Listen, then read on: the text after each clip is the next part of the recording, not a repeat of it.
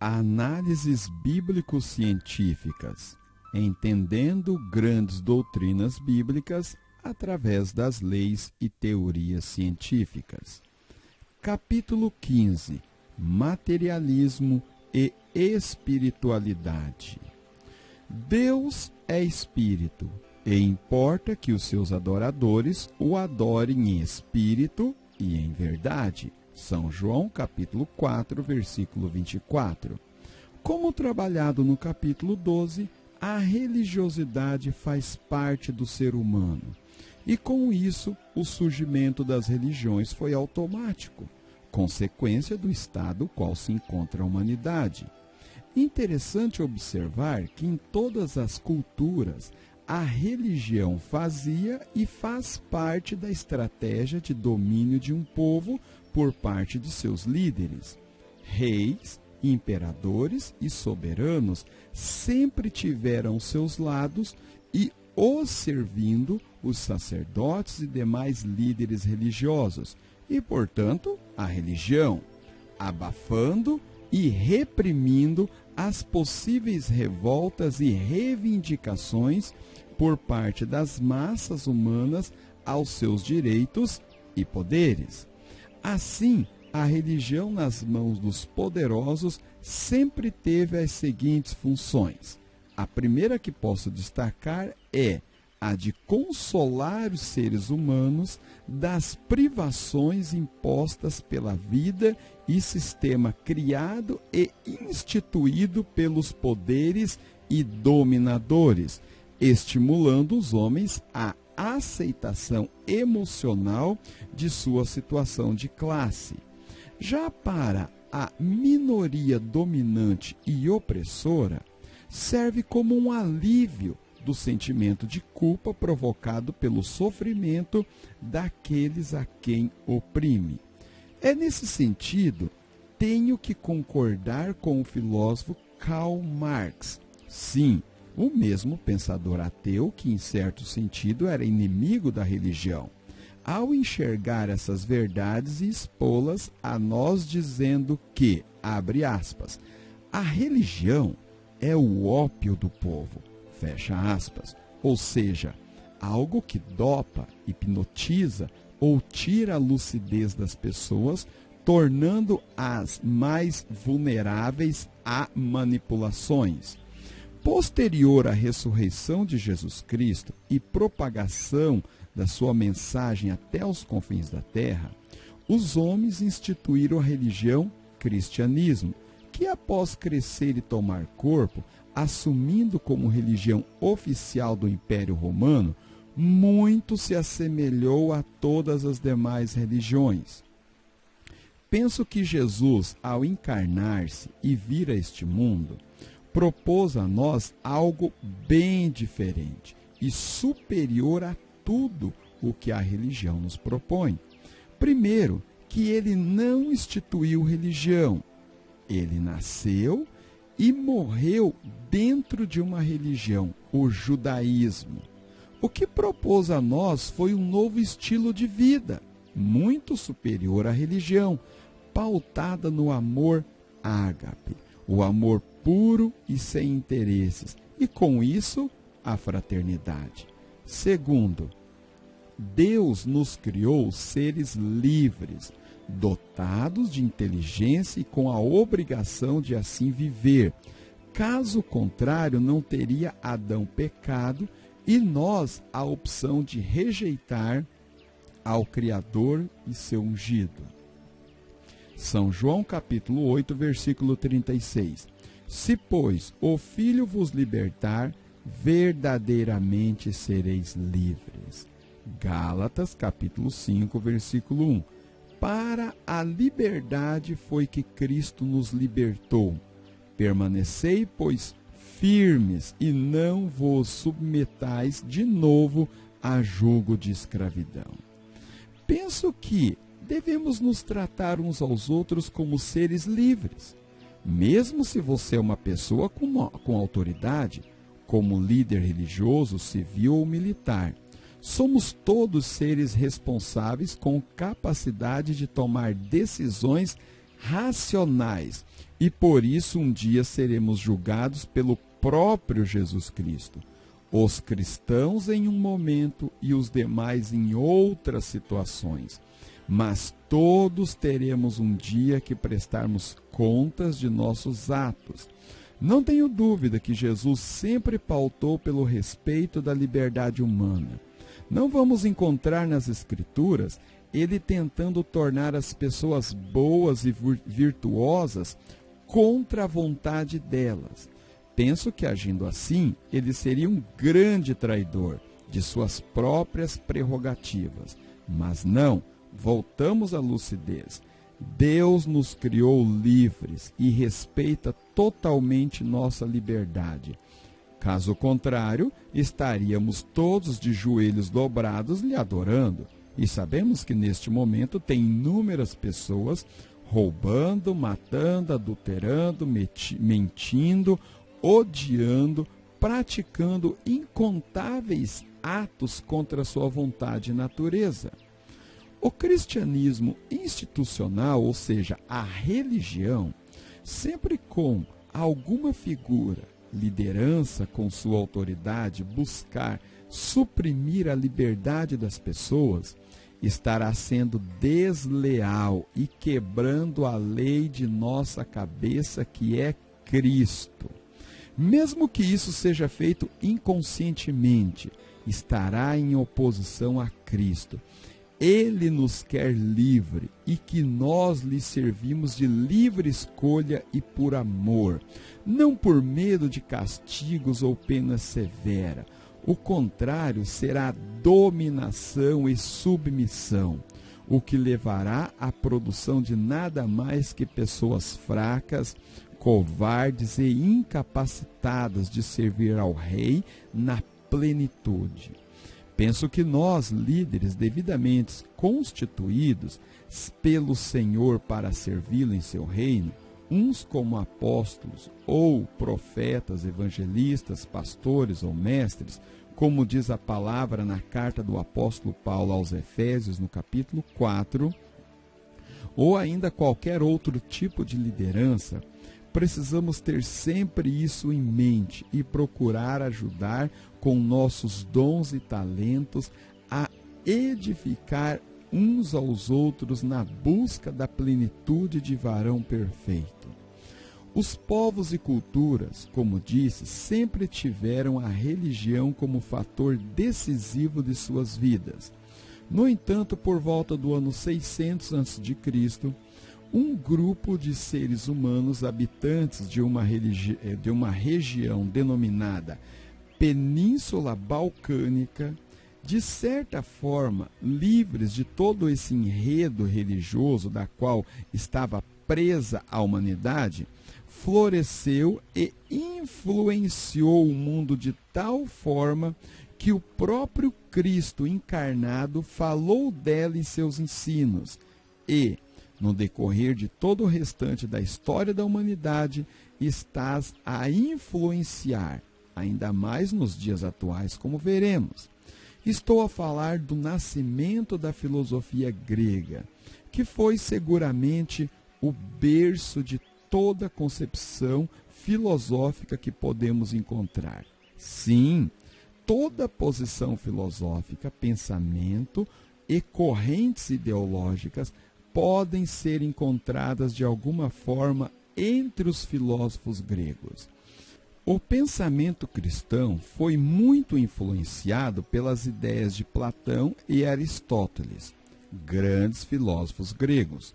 No entanto, outras correntes de pensamentos havia na fértil filosofia grega da época, como a representada por Epicuro e Demócrito. Estes eram materialistas e ensinavam que o universo se compunha de átomos em movimento, que se combinavam e recombinavam para formar seres vivos por mero acaso. Uma visão completamente materialista fora traçada por Epicuro, onde dizia que a matéria é tudo que existe e, por consequência, devemos ser empíricos, ou seja, O conhecimento deve ser limitado ao que sabemos pelos sentidos. O outro princípio, partindo deste primeiro, é óbvio. A moralidade também deve estar baseada nos sentidos. O bem e o mal são definidos pelas sensações de prazer e dor. Estava lançado os pilares do hedonismo, princípio que norteia toda a nossa sociedade nos dias atuais, inclusive dentro do cristianismo. O alvo é maximizar o prazer e minimizar a dor. Em uma palavra, hedonismo. E a partir de Jesus Cristo, o cristianismo entra em cena nesta batalha de ideias. Como foi se expandindo e englobando o mundo gentílico, muitos dos pensadores destas correntes filosóficas se converteram e não hesitaram em ficar ao lado de Platão e Aristóteles nas ideias. Por séculos reprimiram as ideias materialistas e transformaram Epicuro em um verdadeiro bode expiatório. O reino espiritual foi amplamente difundido e defendido. Os ideais abstratos fora do mundo empírico, a verdade, a bondade e a beleza, foram todos reinterpretados segundo o Criador. Ideal e padrão absoluto de todo o bem. E assim permaneceu até os anos finais do século XVI, quando então alguns estudiosos romperam essa linha divisória e limitadora, procuraram estabelecer uma nova filosofia natural e, mesmo que timidamente, reconsideraram a filosofia atomística epicurista. Acredite, todos eram cristãos devotos que procuraram cristianizar essa cosmovisão de mundo. Entre eles temos o admirável e respeitado Isaac Newton. Claro que nem precisa dizer que após ter aberto uma brecha, como diz a história entre nós cristãos, o, entre aspas, diabo colocou a cunha e escancarou de vez a porta, fecha aspas. Assim, a filosofia materialista entrou dominando tudo de tal forma que vivemos num mundo onde tudo é fundamentado no materialismo, inclusive as questões mais cruciais de nossa vida, como alimentação, saúde, relacionamentos, família, mesmo a morte.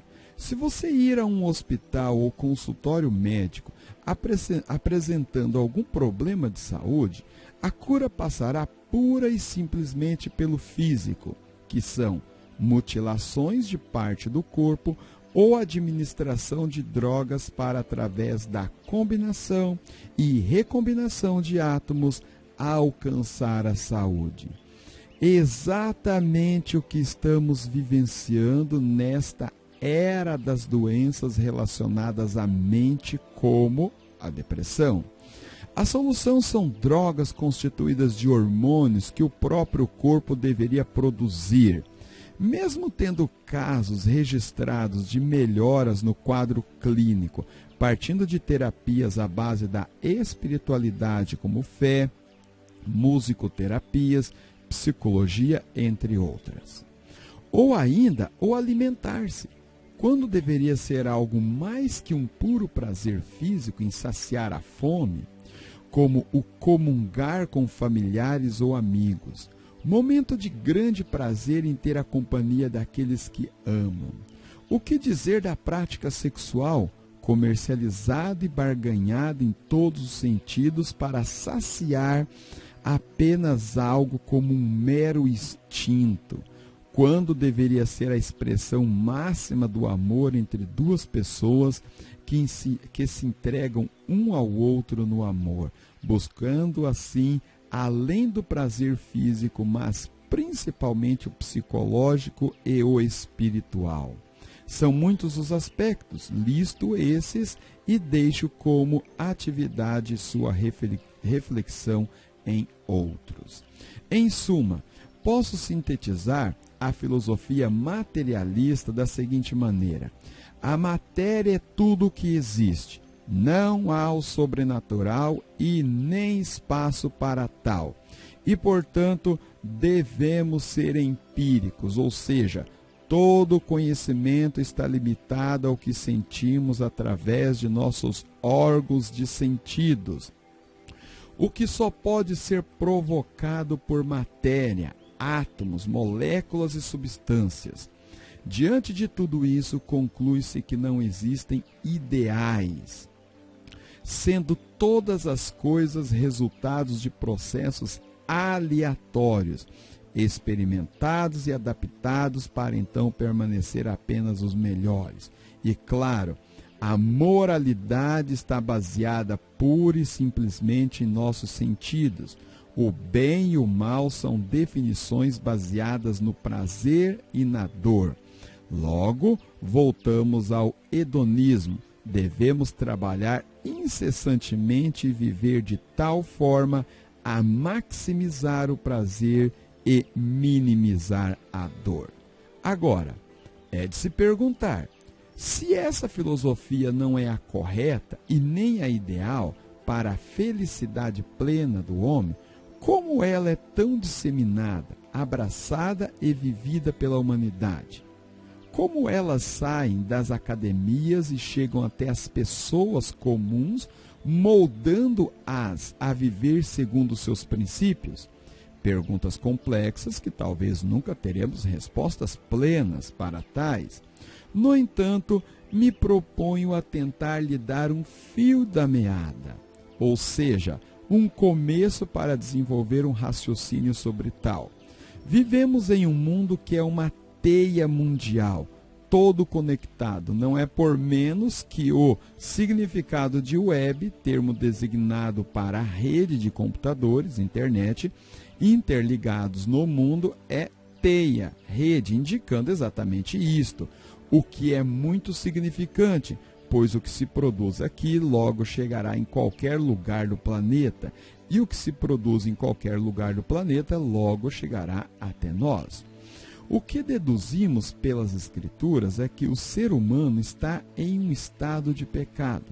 E isso trabalhei no capítulo 1, quando abordei nossa natureza carnal, o que nos leva à conclusão que toda prática que favorece nossos impulsos carnais e físicos, como orgulho, vaidade, lascívia, impurezas, egoísmo, glória e muito mais, serão apreciados e valorizados por nós.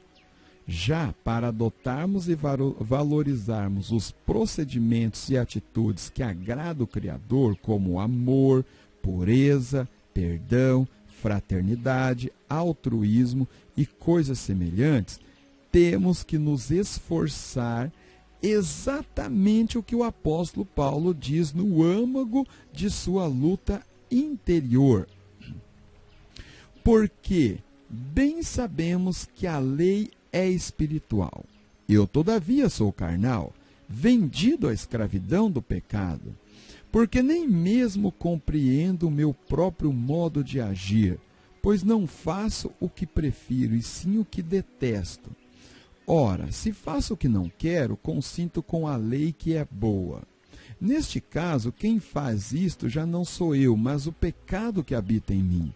Porque eu sei que em mim, isto é, na minha carne, não habita bem nenhum, pois o querer o bem está em mim, não, porém, o efetuá-lo. Porque não faço o bem que prefiro, mas o mal que não quero, esse faço. Mas se eu faço o que não quero, já não sou eu quem o faz, e sim o pecado que habita em mim. Então, ao querer fazer o bem, encontro a lei de que o mal reside em mim. Porque no tocante ao homem interior, tenho prazer na lei de Deus, mas vejo nos meus membros outra lei que, guerreando contra a lei da minha mente, me faz prisioneiro da lei do pecado que está nos meus membros. Epístola aos Romanos. Os intelectuais das academias ou outras instâncias, ao traçarem essas filosofias que moldam estilos de vida centradas no homem e seus desejos, alguns as criam declaradamente rebelado contra Cristo e seus princípios, e outros a criam crendo que estão fazendo algo bom e benéfico à humanidade, que de certa forma e em algum sentido podem estar certos. Isso seria alvo de outra discussão, e as lançam aos seus públicos que logo encontrarão terrenos férteis. Qual a razão para os produtores de mídia em geral, como novelas, filmes, músicas, literaturas, games, entre outras, acatarem de imediato e as publicarem em seus trabalhos? Primeiramente, porque a maioria dessas pessoas as apoiam e se deleitam nelas. E depois, outro fator muito relevante é que, fazendo assim, obterão sucesso e muito dinheiro. Lembro-me quando os editores de um desenho animado terem lançado uma versão em que seus personagens principais eram cristãos e procuravam fazer as coisas certas. Simplesmente foi rejeitado pelo público, ao que forçou seus editores voltarem aos seus originais. Caso contrário, estariam fadados ao fracasso e falência.